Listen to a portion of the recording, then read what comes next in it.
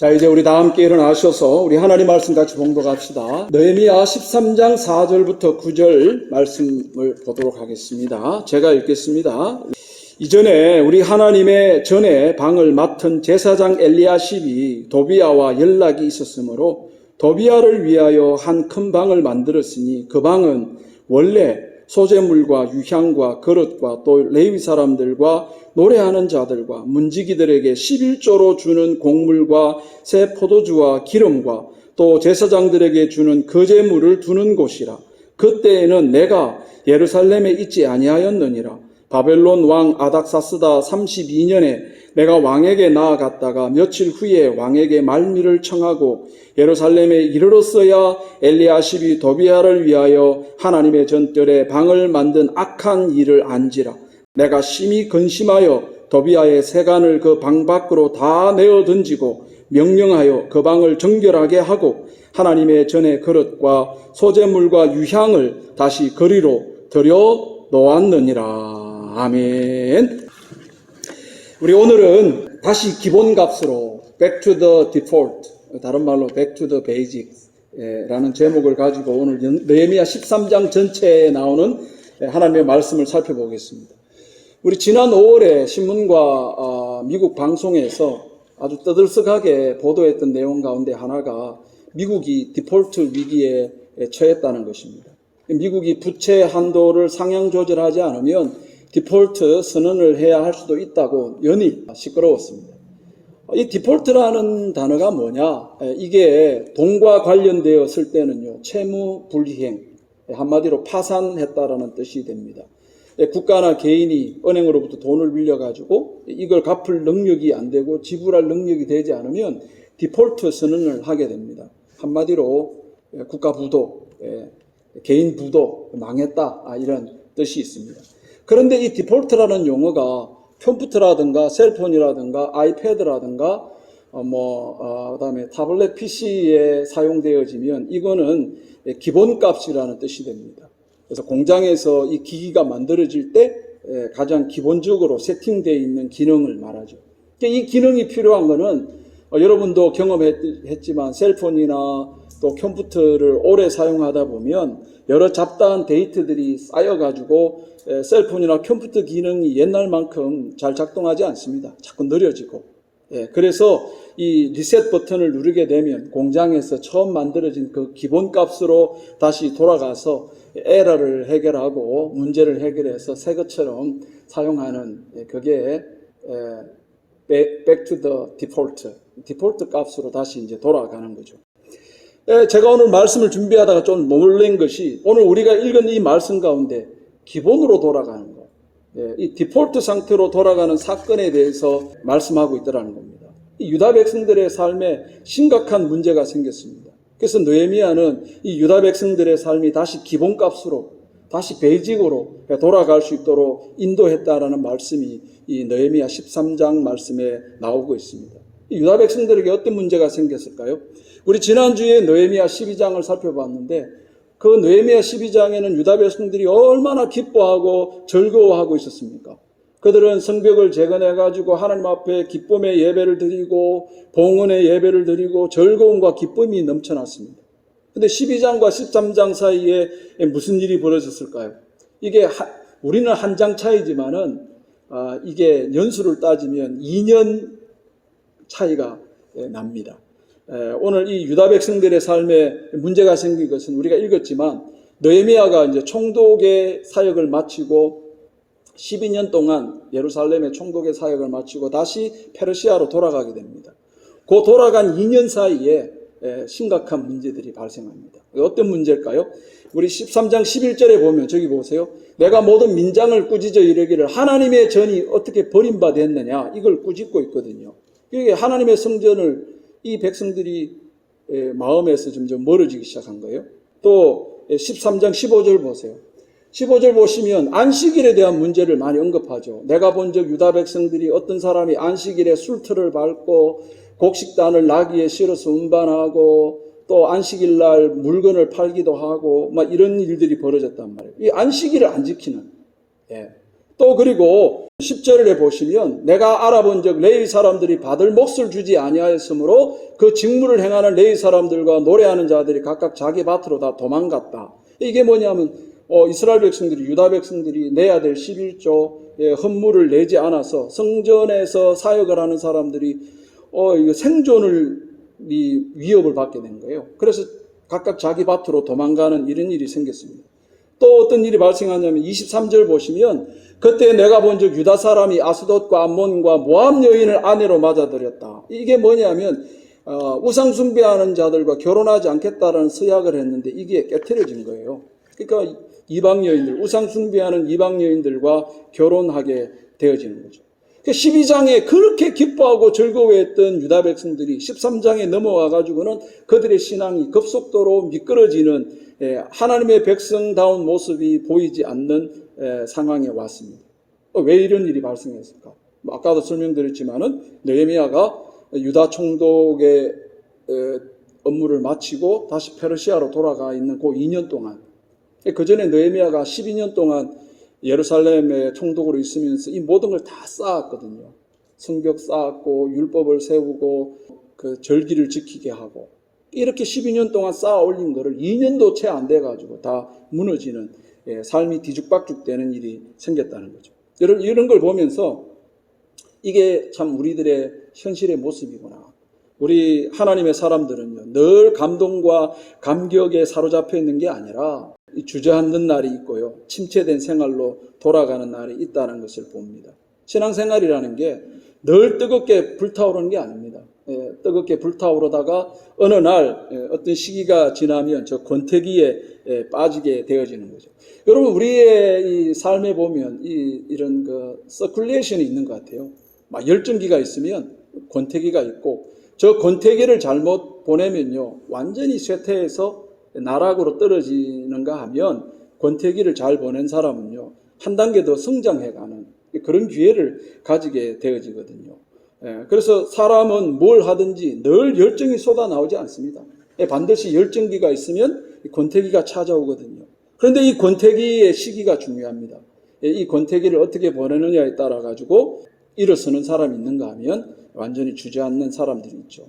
여러분, 누구에게든 권태기가 찾아옵니다. 근데 이걸 잘못 극복해가지고 믿음이 파손되는 일이 생기면 안 되겠죠. 우리가 오히려 더 한 단계 성장할 수 있는 기회가 돼야 되겠죠. 오늘 우리가 읽은 이 말씀에서 포로에서 돌아온 유다 백성들에게 열정기가 있었습니다.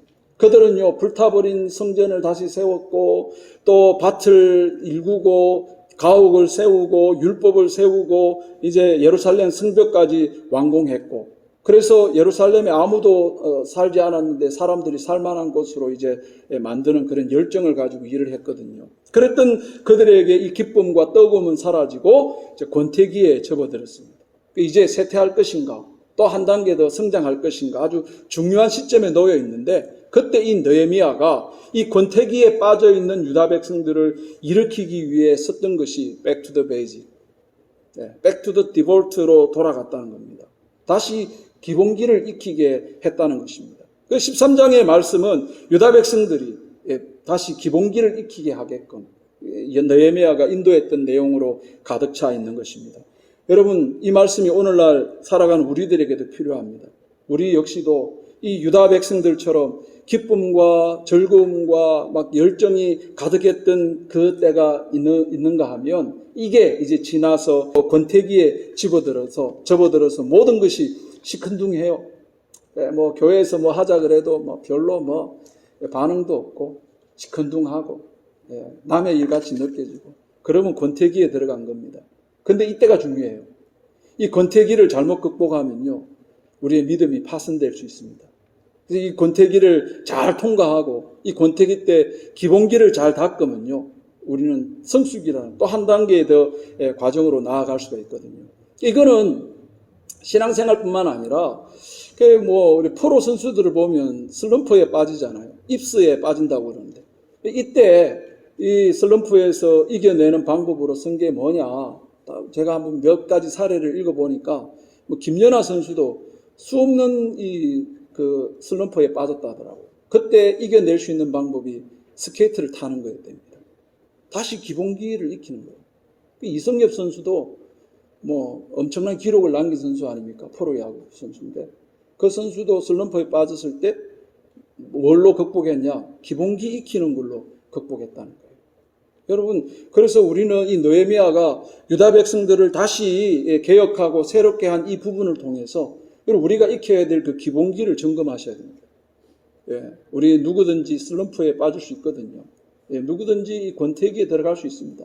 예, 바로 그때 우리가 연습해야 되고 우리가 익혀야 될 기본기가 뭐냐? 오늘 느헤미야 13장에서 느헤미야가 이 침체에 빠졌던 유다 백성들을 일으켰던 그 방법, 이게 성경에 기록되어 있고 하나님은 이것을 우리가 묵상하면서 우리도 그 권태기에 빠졌을 때 이걸로 일어서기를 하나님 원하고 계시는 거죠. 그리고 그게 뭐냐? 그 너스에 있고 권태에 빠져 있는 우리 자신을 일으키기 위해서 해야 될 기본기는 뭐냐 하니까 내 안에 있는 성전에 아름다운 것들로 채우는 훈련을 하라는 거죠. 내 안에 있는 성전에 아름다운 것들로 채우는 훈련을 하라는 겁니다. 이 느헤미야가 2년 동안 자리를 비운 사이에 대제사장 엘리야십이라는 사람이 있는데요. 이 사람이 무슨 짓을 하느냐 하면 11조와 각종 헌물들과 소재물과 유향 그릇들을 보관하고 있는 그 방을 도비야라는 사람에게 내어줍니다. 저기 보세요. 도비야를 위하여 한 큰 방을 만들었는데 원래 그 방은 뭐 하는 데 쓰느냐? 저런 11조로 주는 곡물과 세포두주 그 신성한 것들을 채워 놓아야 될 곳간인데요. 그러니까 이거를 도비야에게 줬단 말이에요. 저 도비야가 누구냐 하면요. 예루살렘 성벽을 짓는데 집요하게 방해했던 암몬 사람 도비야입니다.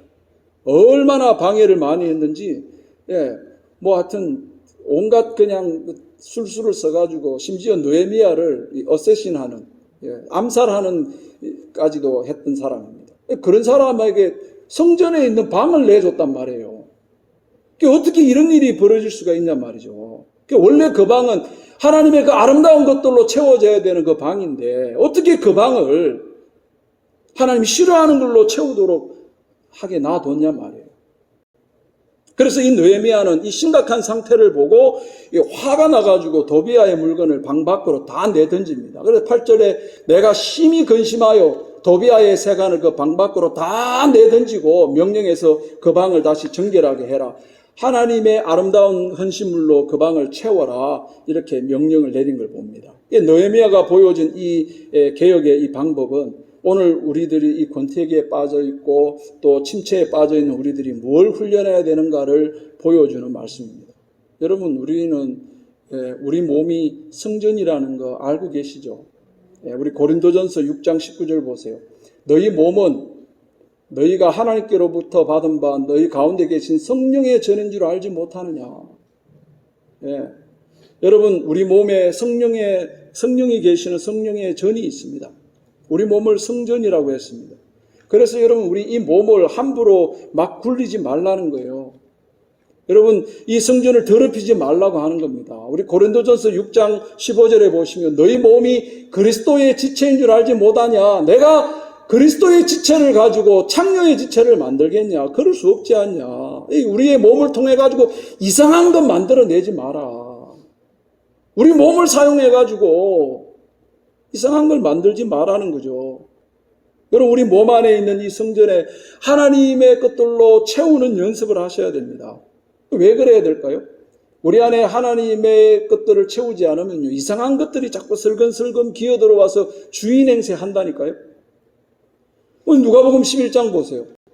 더러운 귀신이 사람에게 나갔을 때 물 없는 곳으로 다니며 쉬기를 구하되 얻지 못하고 이에 이르되 내가 나온 집으로 돌아가리라. 가봤더니 그 집이 청소되고 수리되어 있고 비어 있는 거죠. 그래서 저보다 더 악한 귀신 7을 데리고 들어가서 거하니까 이 사람의 형편이 전보다 더 심하게 되는 그죠. 마땅히 하나님의 것으로 채우지 않으면요, 그 안에 이상한 것들이 채워져서 주인 행세 한다니까요. 그래서 우리 몸 안에 있는 이 성전에 하나님의 것으로 채워지지 않으면 자꾸 이상한 걸로 채우려고 합니다. 그래서 우리 자주 점검하셔야 돼요. 우리가 지금 무엇으로 채워가고 있는지, 매일매일마다 이 성전된 우리 몸에 마땅히 성전에 어울리는 것으로 채워가고 있는지, 여러분, 우리 이거 점검하셔야 됩니다. 느헤미야가 이 도비야의 것을 창밖으로 던져버렸듯이 우리는 자주 우리의 우리 몸을 점검해가지고 우리 안에 이런 육신적인 것들, 하나님과 원수되는 것들이 내 방에 자리 잡으려고 할 때마다 이게 아깝지만 던지셔야 돼요. 예. 여러분, 우리 몸을 통해 무엇을 지금 만들어가고 있는지를 점검하세요. 우리 몸이 죄의 도구가 되지 않도록 살피셔야 됩니다. 우리 성도들을 이렇게 만나서 대화하고 또 신방하다 보면요, 제일 많이 하는 말이 주의를 지키려고 했는데, 기도를 하려고 했는데, 봉사를 하려고 했는데, 그래서 뭐 어쨌다고요? 안 했다는 거죠. 예. 또 내가 신자로서 안 그러려고 그랬는데, 그래서 어쨌다고요? 안 그래야 되는 걸 했다는 거 아닙니까? 여러분, 속지 마십시오. 나는 그렇게 생각을 했는데, 여러분, 신앙이라는 건요, 언제나 몸으로 하는 싸움입니다. 생각만의 싸움이 아니라 우리 몸으로 행하는 싸움이라니까요. 그래서 바울은 로마서 12장 1절에 너희 몸을 하나님이 기뻐하시는 산제사로 드리라고 요구하고 있지 않습니까? 여러분, 우리 몸으로 나타내는 신앙이 되어야 된다는 거죠. 우리 몸이 의의 병기가 되어야 된다. 참아야 된다고 생각했으면 여러분, 우리의 몸과 입이 실제로 행동할 수 있도록 실제로 참으셔야 됩니다. 참으려고 했는데 예. 그래서 우리 매일 물어보셔야 돼요. 내가 신자답게 살았는가? 이게 중요하죠. 여러분, 우리 안에 던져버려야 될 도비아의 물건은 없습니까? 우리 안에 우리의 성전을 다시 정결하게 해야 되는 부분은 없습니까? 우리 안에 지금 무엇으로 여러분들이 채워가고 있습니까? 우리 자주 점검하셔야 됩니다. 이번 한 주를 살아갈 때 하나님 앞에 내가 둘 때 이거 부끄러워할 만한 것들, 하나님 앞에 두기에 죄송스러운 것들, 여러분 그거 정리하셔야 됩니다. 이번 한 주간 우리가 이걸 잘 연습하십시다. 하나님 앞에 놓기에 부끄러운 행동, 놓기에 부끄러운 말, 이런 것들을 우리가 잘 걸러내는 이번 베이직으로 돌아가서 기본기를 탄탄히 익힐 수 있는 저와 여러분 되기를 간절히 축원합니다. 우리 두 번째로 우리에게 권태기를 극복하고 우리 자신을 개혁하기 위해 되돌아가야 될 기본기가 뭐냐면요, 성도로서 몫을 다하셔야 돼요. 성도로서 의무를 다하셔야 된다는 거죠. 이 느헤미야가 2년 동안 자리를 비운 사이에 성전에서 봉사하는 레위인들이 다 도망가 버렸어요. 왜 도망갔을까? 느헤미야가 그 원인을 찾아보니까 이런 문제가 생겼습니다. 우리 10절 한번 보세요.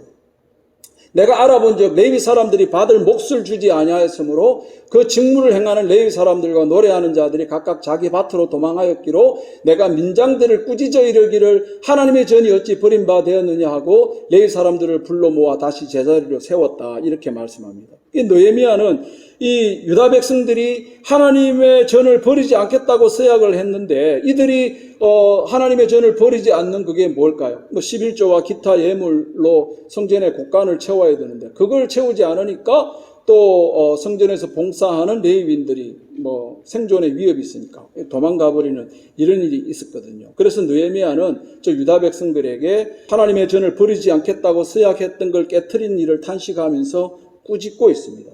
그리고 성전 봉사자들을 다시 제자리로 돌아와서 그 임무를 수행하게 세우는 것을 봅니다. 느헤미야가 했던 이런 개혁들을 보면서 우리들의 신앙 개혁을 점검해 보게 합니다.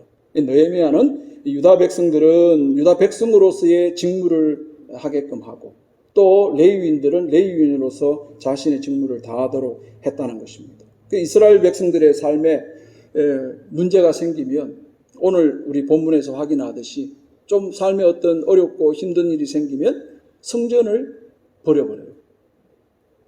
약간의 어려움이 생기면 성전 예배와 봉사와 성도로서 감당할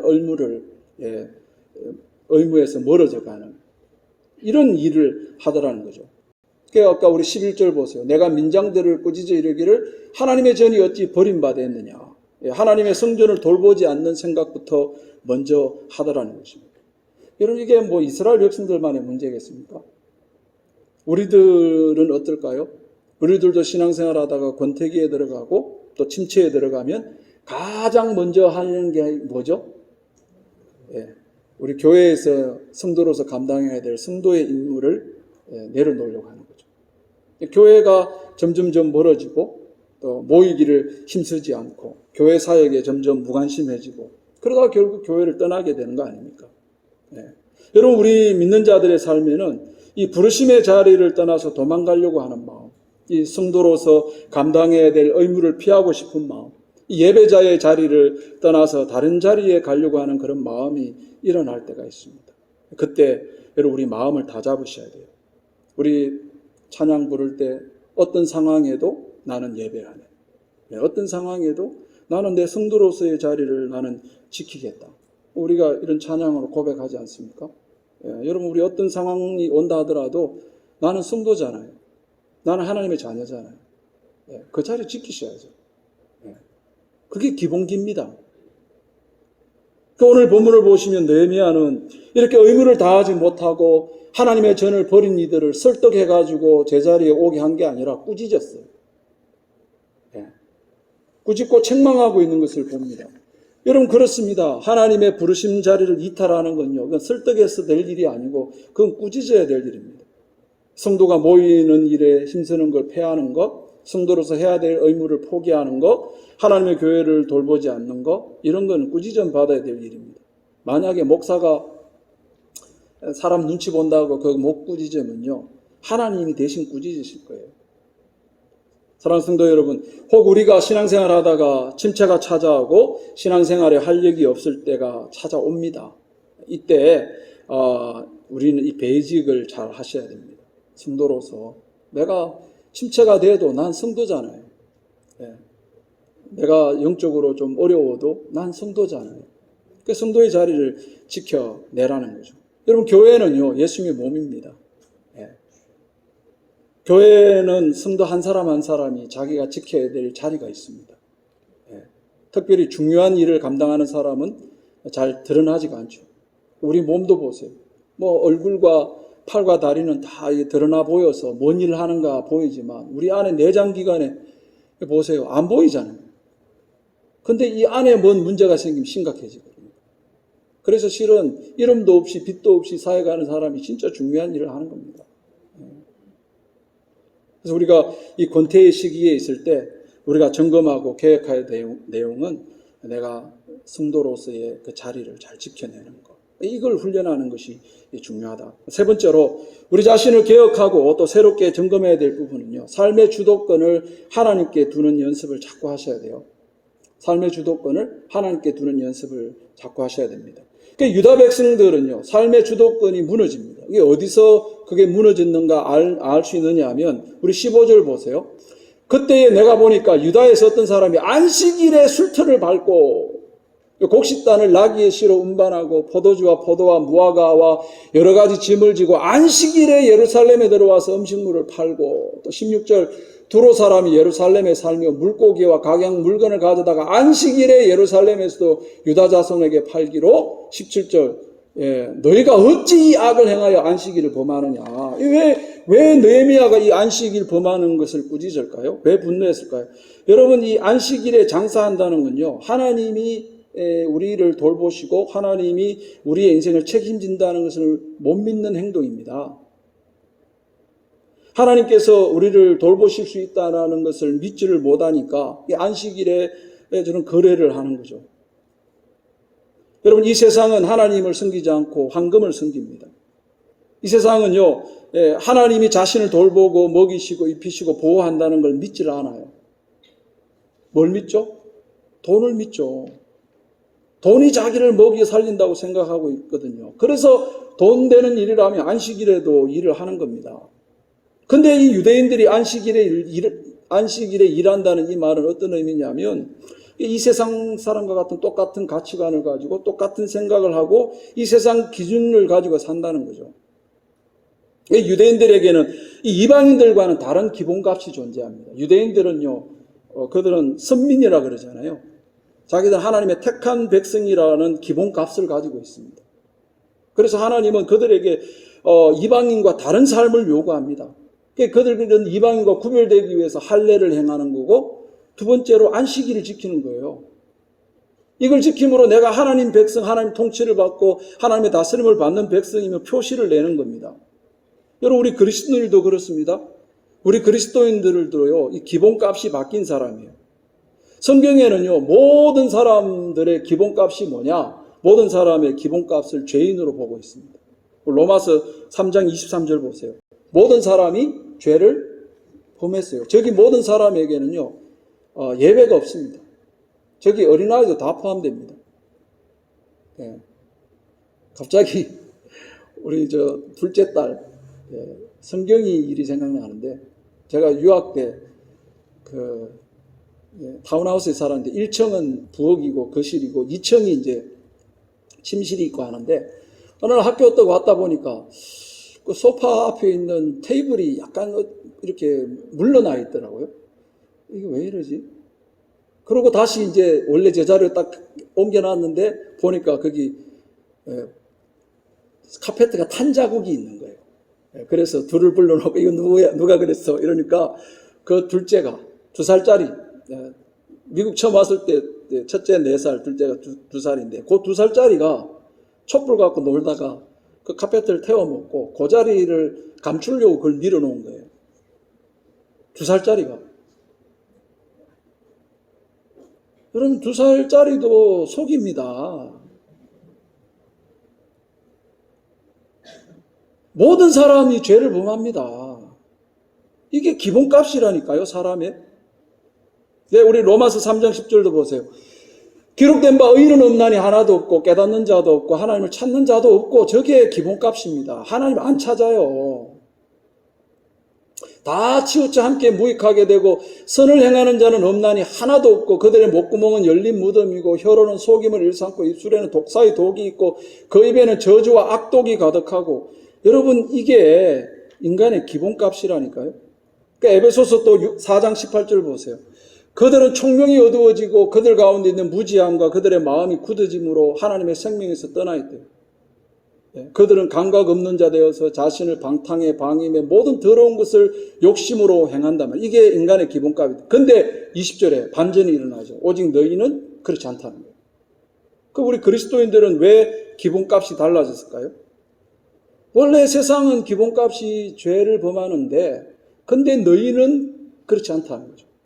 그 우리는 어떻게 하다가 이 기본값이 바뀌게 됐을까요? 그 로마서 3장 24절에 그 답을 합니다. 그리스도 예수 안에 있는 속량으로 너희가 의롭다 하심을 얻게 된다. 네. 여러분, 예수님이 죄를 위해서 대신 죽으실 때 그 인간의 그 기본값 설정을 바꾸는 일을 하셨어요. 요즘 말로 하다면 예수님이 십자가에 죽으실 때에 모든 인간을 새롭게 하시는 프로그램을 예수님이 완성하셨다는 거예요. 그래서 예수님이 만들어 놓으신 이 기본값을 받아들이고 믿으면, 누구든지 예수님을 믿으면 죄인이라는 그 기본값이 바뀌어서 의인이 되는 기본값이 생기는 거예요. 로마서 3장 26절 보세요. 예수 믿는 자를 의롭다 하려 하심이라. 또 28절도 보세요. 사람이 의롭다고 되는 것은 행위에 있는 게 아니랍니다. 믿음으로 되는 줄 우리가 인정하노라. 여러분, 죄인이 의인이 되는 것은 예수님을 믿는 것. 여기서 예수님을 믿는 것은요, 영접하는 것인데, 여러분, 영접한다는 말을 쉽게 이해하려면 영접의 반대말을 생각하면 돼요. 영접의 반대말이 뭐죠? 거절하는 거잖아요. 그러니까 영접한다는 것은 예수님이 저렇게 내 인생을 바꾸기 위해, 기본값을 바꾸기 위해 죽으셨다고 하는 그거를 거절하지 않고 받아들이는 것. 이게 영접하는 거고, 이게 믿는 겁니다. 이걸로 우리가 의인이 되어진다고 성경은 말씀하고 있는 것입니다. 그리스도인들은요, 이 기본 설정값이 다른 사람이 된 겁니다. 예수 믿는 사람들에게 우리 하나님은 이 다른 삶을 요구를 하고 계시는 거죠. 유대인들도 이방인들과 다른 기본값이 존재합니다. 그들은 선민이라는, 하나님의 백성이라는 그 기본값이 있어요.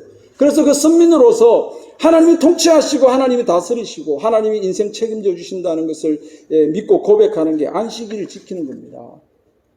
그게 하나님 백성된 표지예요. 하나님께서 하나님 백성들에게 안식일을 거룩하게 지키라고 하는 것은 하나님의 백성들이 하나님에 대한 믿음을 고백하는 것이고, 하나님을 의지하고 살겠습니다, 하나님 나 돌보심을 믿습니다라는 그런 신앙 고백을 하라는 거죠. 여러분, 우리가 주일날 이렇게 주일을 지키는 것은요, 주일을 지키면서 하나님이 어떤 분인가를 묵상하는 거예요. 그래서 월요일부터 토요일까지 하나님 그렇게 인도해 오셨네. 오늘 주일날 그걸 묵상함으로 다음 또 월요일부터 토요일까지 하나님이 그렇게 지키시고 인도하시겠구나라는 것을 고백하고 믿고 우리가 나갈 수가 있는 거예요. 느헤미야는 다시금 안식일을 거룩하게 지키게 함으로 삶의 주도권이 하나님께 있습니다. 우리의 시간의 주인은 하나님이십니다. 우리의 호흡도 하나님께 달려 있습니다. 이 고백하는 기본적인 신앙으로 돌아가게 하는 거죠. 여러분, 우리의 능력으로 숨쉬는 것 같아도 우리가 얼마나 연약한 존재입니까? 지금 지구상에 벌어지는 것 보세요. 정말 지구가 지금 들끓고 있지 않습니까? 폭우 때문에. 어떻게 그런 일이 있으리라 생각을 못 했잖아요. 우리 한국에도 보세요. 지하도에 그 물이 그렇게 순식간에 차리라고는 누가 생각을 했겠습니까? 억하면 우리가 그 정도로 약한 존재입니다. 여러분, 우리 눈에 하나님이 일하시는 그 어떤 진행 과정이 보이지 않을 수 있습니다. 3개월 전이나 3년 전이나 달라 보이지 않을 때가 있을 겁니다. 내 삶의 고통은 여전히 존재하고 어두운 터널을 지나면서 도대체 이 터널이 언제 끝나나 하는 그런 탄식이 나올 때가 있을 겁니다. 여러분, 그럴 때라도 우리 이런 고백을 하십시다. 그럼에도 불구하고 나와 내 집은 여호와를 섬길까요? 그럼에도 불구하고 하나님은 우리를 통치하시고 다스리시고 나를 붙들고 계심을 나는 고백할 거야. 여러분, 성경은 분명히 말하고 있지 않습니까? 우리 하나님은, 이스라엘 하나님은 졸지도 않고 주무시지도 않고 낮의 해와 밤의 달이 상치 못하도록 우리를 지키시고 일하고 있다고 말씀하지 않습니까? 우리 눈에는 보이지 않아도 지금 하나님이 우리를 위에 일하고 계시고 우리보다 먼저 앞서서 우리 걸음을 인도하실 줄을 믿습니다.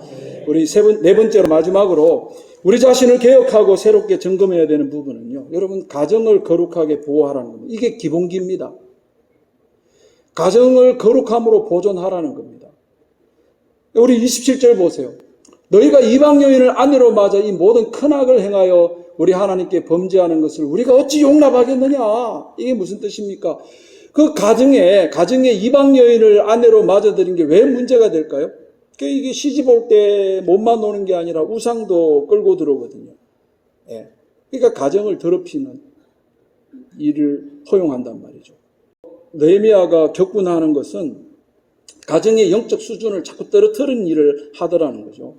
느헤미야가 이방 여인을 아내와 며느리로 삼는 것을 금지시킨 이유가 뭘까요? 우리 23절 보시면 그 이유를 알 수 있는데, 그때 내가 보니까 유다 사람이 아스돗과 암몬과 모압 여인을 아내로 맞아 삼았는데 그들의 자녀가 아스돗 방언은 절반쯤 해도 유다 방언을 못한다. 이게 심각한 겁니다.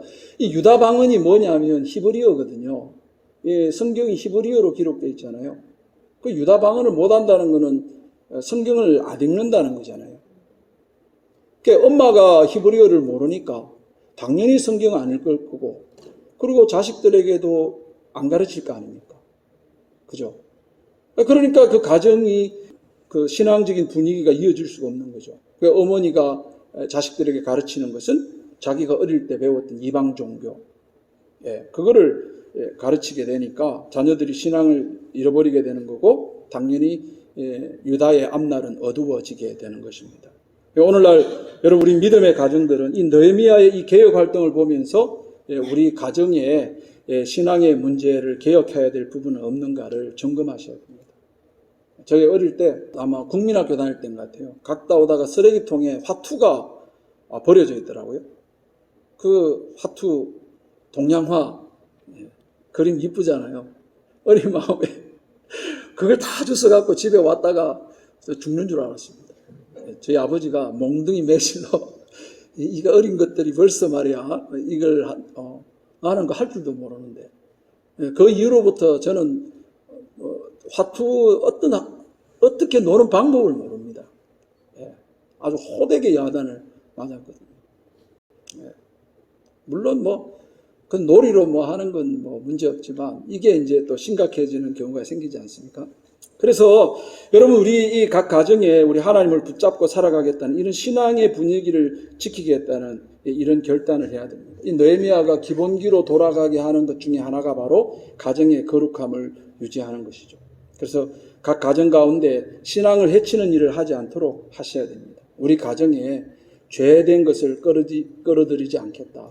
우리 가정에 신앙적이지 못한 물건들, 신앙적이지 못한 것들, 하나님을 멀리하는 것들은 정리하겠다 하는 그런 훈련을 하셔야 된다는 것입니다. 오늘 우리는 신앙의 디폴트, back to the basic, back to the default로 돌아가는 것에 대해서 생각해 봤습니다. 여러분, 신앙의 디폴트로 돌아가는 것, 굳이 왜 이걸 해야 될까요?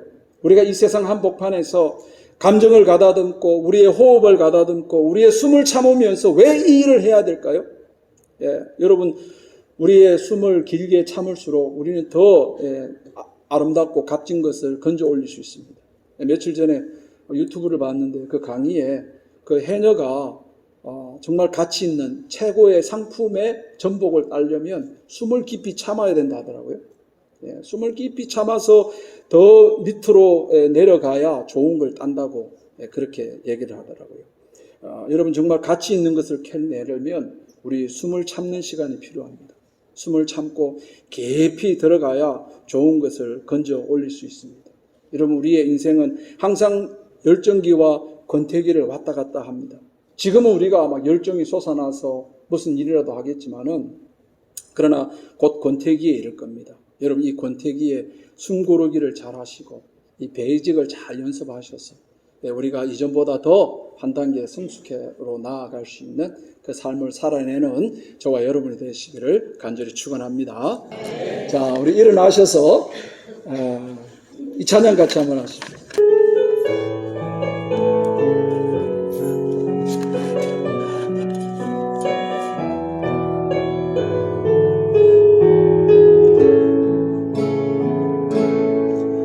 나의 안에 거하라. 나는 내 하나님이 모든 환난 가운데